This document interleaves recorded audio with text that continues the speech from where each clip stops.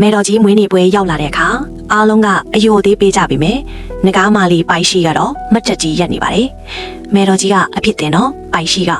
ငါကဘသူ့ဟိုမှအယိုသေးမပေးဘူး။အပေါ်ရန်ဟန်းဆောင်တာတဲ့စိတ်ရင်းကအိုရေးကြီးတယ်လို့ပြန်ဖြေလိုက်တယ်။မဲတော်ကြီးကအဲ့ဒီလိုပွင့်လင်းတဲ့စရိုက်ကိုသဘောကျသွားပြီ။ဒီကောင်မလေးကမင်းကြီးကခက်ထောက်ကိုဖြိမိသူပဲ။သူ့ကိုမိဖုရားအဖြစ်တင်မြောက်လိုက်မယ်ဆိုပြီးရုတ်တရက်အမိန့်ချလိုက်ပါတယ်။ပိုင်ရှိလဲလန့်သွားပြီးဘာမိဖုရားလဲငါကသူ့ရဲ့ဘိုးဘေးလေဆိုပြီးပြန်အောင်မလို့လုပ်တော့မင်းကြီးကအမြန်ဝင်ထားရပါတယ်မင်းကြီးက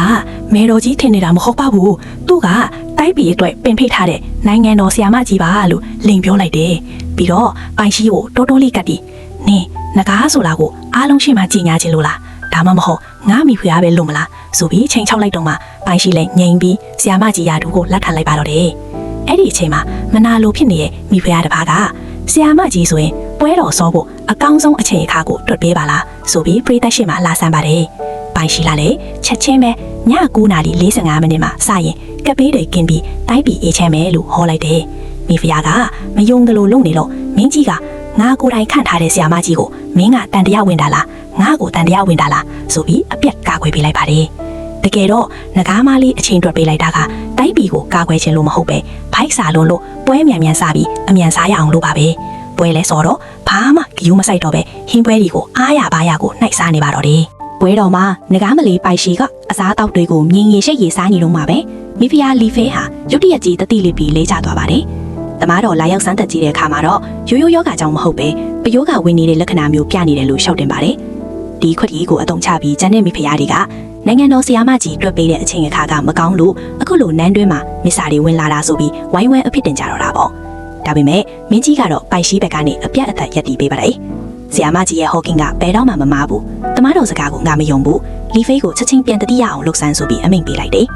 တကယ်တော့လီဖေးကပိုင်ရှိကိုနာမည်ပြတ်အောင်လုပ်ချင်လို့ကိုအစိတ်ခတ်ပြီးဟန်ဆောင်တတိလေးနေကြပါ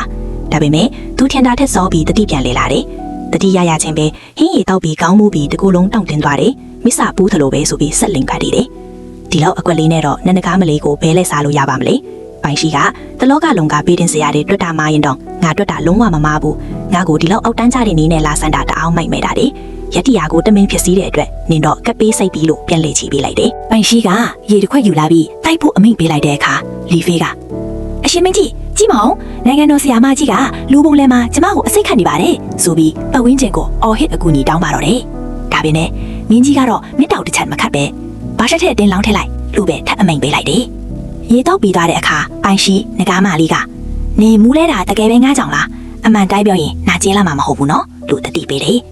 လီဖေးကမာနမချပဲဆိုင်နာပေါ့နင်ရရတွက်တာမားလို့လေလို့ဆက်လိန်တဲ့အခါမှာတော့လီဖေးတယောက်ဘိုက်တွေအပြင်းထန်နာနာတွေကျမ်းပြင်ပေါ်လူးလိန်နေပါတော့တယ်